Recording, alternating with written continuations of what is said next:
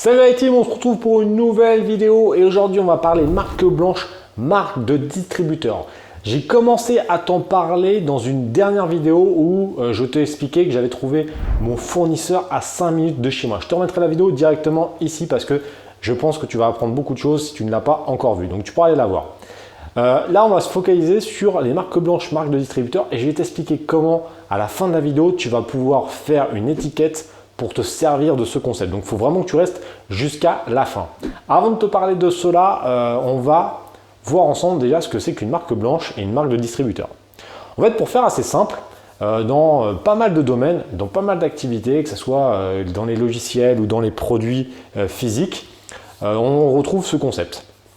Le concept de la marque blanche, c'est assez simple. Tu vas avoir un producteur qui va produire un produit X. Donc ça, par exemple, on peut prendre le cas de l'eau. Je sais que je prends toujours les bouteilles d'eau, mais ça peut être un exemple. Tu vas avoir une source, le mec va produire son eau dans une bouteille et toi, tu vas pouvoir la vendre avec une marque blanche. Imaginons la marque blanche, ça va être quoi? C'est que tu vas donc avoir la bouteille, les caractéristiques du contenant et du contenu et sur le contenant, donc sur la bouteille, tu vas te faire ta propre étiquette à ta marque.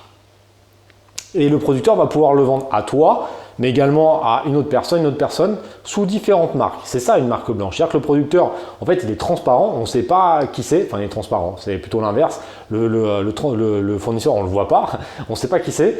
Et toi, tu vas distribuer, ça va être toi l'image du produit. Donc tu vas avoir une image, une marque X, on va dire que c'est la tienne, une marque Y qui va être ton concurrent, mais tu peux avoir exactement le même produit, ça va être le même fournisseur, mais tu vas parler avec un storytelling différent. Ça, on le retrouve dans plein de domaines. Alors, dans l'agroalimentaire, il y en a vraiment beaucoup. Et ça, on a parlé plutôt de marques distributeurs et je vais t'expliquer dans quelques instants un petit peu la différence. Honnêtement, c'est assez proche. Mais bon, on s'en fout un petit peu au final, que ce soit marque blanche ou marque de distributeur. Tu vas avoir ça comme principe. Et ce qui est intéressant comme avantage, c'est que ce n'est pas toi qui vas t'occuper de la production du produit. Donc, si on parle un petit peu avantage de ça, c'est que ça va être un producteur. Toi, tu vas acheter ce produit et tu vas le faire à ta marque grâce donc à cette fameuse marque blanche. Donc c'est quand même assez pratique. Ça, c'est le premier avantage. C'est assez facile à mettre en place. Deuxième avantage, c'est que tu peux trouver des fournisseurs qui sont proches de chez toi. Donc ça, je l'ai expliqué dans l'autre vidéo, mais tu peux trouver des fournisseurs qui sont en France ou en Europe beaucoup plus facilement puisque ça va être une production qui est souvent locale ou régionale ou nationale. Mais c'est beaucoup plus simple après à gérer toute la partie douane, import, etc. Puisque souvent, ils sont assez proches de chez toi. Si tu cherches bien, ça, j'ai expliqué quelques petits conseils dans l'autre vidéo, tu peux trouver des fournisseurs à 5 minutes. Bon, alors moi, j'en ai trouvé un 5 minutes, mais tu peux le trouver dans ta région ou même en France. Et quand tu as un fournisseur en France, c'est quand même vachement plus simple parce que tu n'as pas à gérer tout ce qui est logistique. Voilà, tu n'as pas les incoterms à gérer. Là, c'est un transport national, c'est relativement simple. Ça te coûte quand même beaucoup moins cher parce que ça te coûte quand même moins cher en transport, hein, forcément. Tu n'as pas les gestions des douanes, tu n'as pas tout ça. C'est quand même pratique. Troisième avantage, ça je l'avais dit aussi dans l'autre vidéo, les barrières à l'entrée. C'est-à-dire que tous les fournisseurs, enfin principalement les fournisseurs, les concurrents étrangers ont du plus de mal à trouver ce genre de produit. C'est pas impossible, mais il va falloir qu'ils contactent des producteurs locaux, etc. Donc c'est beaucoup plus compliqué à mettre en place. Donc c'est vraiment cool. Marque blanche, ça peut être un énorme business.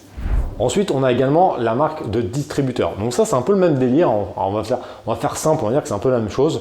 Mais on prend souvent l'exemple dans l'agroalimentaire. Tu vas par exemple avoir William Saurin, donc qui vont avoir sa propre marque. Ils vont distribuer, donc ils vont vendre exactement le même produit.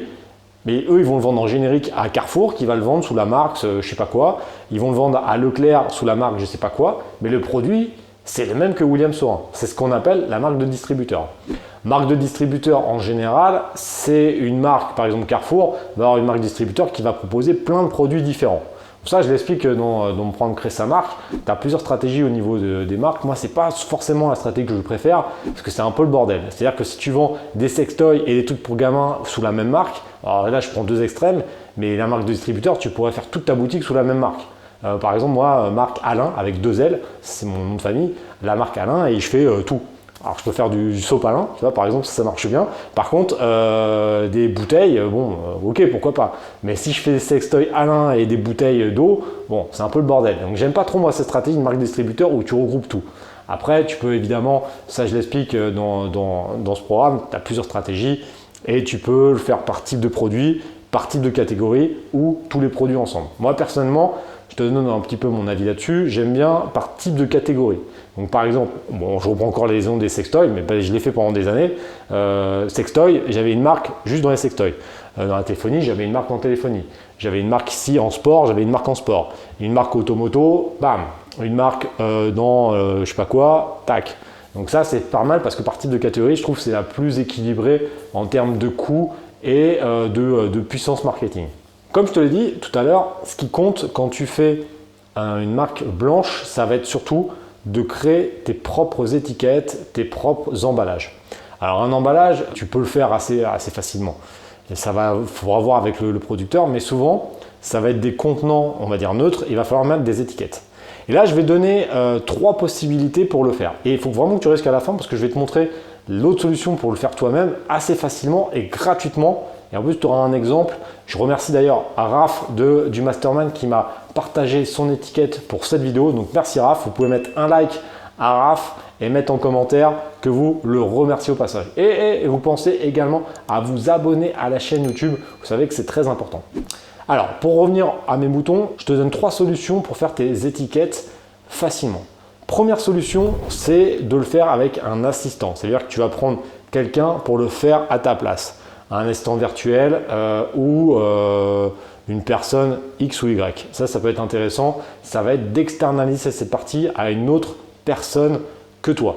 Donc là, tu peux le faire de différentes manières. Soit embaucher un assistant virtuel juste pour cette mission, soit à prendre un prestataire, par exemple sur un site comme 5 €, sur Fiverr, etc. D'autres solutions, c'est de le faire toi-même. Et là, on va passer en plein écran et je vais te montrer comment tu peux le faire avec le site Canva. Donc on va partir en plein écran sur Canva et je vais te montrer tout ça. Et tu auras l'exemple de Raph d'une étiquette qu'il a fait qui est plutôt pas mal. Et voilà. Et on retournera pour la fin de la vidéo en plein écran. Donc il faut vraiment que tu restes jusqu'à la fin. Allez, on est parti sur Canva. Let's go! Et voilà, on se retrouve sur Canva en plein écran, donc pour te montrer un petit peu tout ça. Ce qu'on peut faire, donc tu vois, sur Canva, tu as différents modèles que tu peux utiliser. Tu vois, tu as plein de modèles différents, donc c'est franchement super cool. Tu peux faire absolument ce que tu veux, donc toi, tu choisis absolument ce que tu veux. Donc là, pour l'exemple, on va prendre, j'ai vu quoi? J'ai vu brochure, qu'est-ce qu'on va prendre? Montage photo, tu vois. Tu vas prendre montage photo par exemple pour faire une étiquette. Là, je vais te montrer un petit peu comment tu peux faire une étiquette facilement avec Canva. Après, tu auras des modèles. Tu vois, tu auras des modèles qui vont être libres de droit. Tu en as des gratuits, tu en as certains payants. Donc, tu vois, tu as des gratuits. Tu en as d'autres qu'il faudra payer. Donc, c'est à toi de choisir. Et ensuite, en fait, quand tu prends un modèle, tu peux tout modifier dans le modèle. Tu peux choisir, enlever les éléments. Je vais te montrer dans quelques instants également un site, je ne sais pas si tu connais, où tu peux télécharger des photos de qualité gratuitement.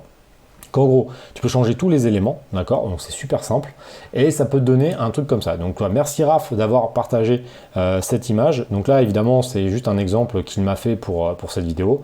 Donc toi tu peux mettre différents éléments avec une photo, un titre, etc.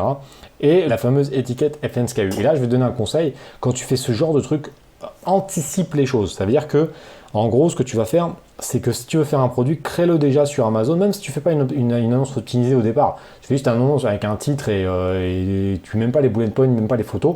Il faut juste qu'elle existe, l'annonce. Comme ça, si elle existe, au moment où tu vas faire ça, tu vas pouvoir anticiper les choses et intégrer ton FNSKU directement dans l'étiquette. Ça va te permettre de faire quoi? D'éviter d'avoir besoin de la coller toi-même ou que le producteur ait besoin de la coller toi-même. Le seul inconvénient de ça, c'est qu'il ne faut pas que ton annonce soit désactivée ou suspendue ou que tu changes d'annonce, parce que si tu changes d'annonce, ton FNSKU sera plus bon. Il faut anticiper ça. C'est juste l'inconvénient de faire directement dans une étiquette, c'est que tu es un peu les pieds et mains liés sur ton annonce. Donc il faut bien faire gaffe à ça, mais si tu fais les choses dans les règles et que tu n'as pas besoin de supprimer ton annonce, tu n'auras pas de souci. Mais n'oublie pas ça, parce que sinon tu vas te faire avoir. Ça, c'est un élément important. Mais tu peux l'anticiper comme ça, ou sinon tu laisses un emplacement et tu pourras la coller manuellement si tu as peur que ton annonce, tu la changes, que tu fasses une autre annonce plus tard. Bref, tu peux faire un truc un peu comme ça. Donc tu vois, avec Canva, tu peux faire assez simple. Et si tu veux des images, moi je te conseille d'aller sur Unsplash. Donc c'est ce site-là. Tu peux, tu vois, j'ai tapé beauty par exemple. Bon, ça c'est en anglais, il faudra taper les requêtes en anglais. Tu as toutes ces images qui sont libres de droit. Donc tu peux faire un truc de ouf. C'est-à-dire que tu peux faire vraiment des images de malade avec ce site. Combiné avec Canva, tu peux faire déjà un truc, une étiquette plutôt sympa, gratuitement. Donc franchement, il ne faut pas s'en priver, il faut utiliser ça si tu as un petit peu l'esprit artistique. Chose que je n'ai pas du tout, c'est pour ça que moi, j'externalise tout ça parce que pour faire une image comme Raph, je mettrais environ 45 ans pour faire un truc beaucoup moins bien que ça. Donc moi, j'externalise tout, mais parce que je suis une quéquette dans tout ce qui est un petit peu artistique. Donc après, on a chacun nos points forts et nos points faibles. Si toi, tu as un peu cette âme-là, je te conseille de prendre Canva et Unsplash. Tu peux faire déjà des trucs gratuitement très très sympas. On se retrouve en plein écran pour la fin de la vidéo. À tout de suite. Et voilà, on se retrouve pour cette fin de vidéo. Donc comme tu l'as vu, la marque blanche, ça peut être un truc énorme. On peut faire des étiquettes relativement facilement avec Canva ou après tu peux le faire avec un prestataire. Donc j'espère que ça t'a ouvert une opportunité dans ta tête pour ton business sur Amazon. N'oublie pas de mettre un like à la vidéo, de la commenter et de t'abonner à la chaîne YouTube si ce n'est pas encore fait. Je sais que c'est important et on se retrouve bientôt dans une prochaine vidéo. Ciao!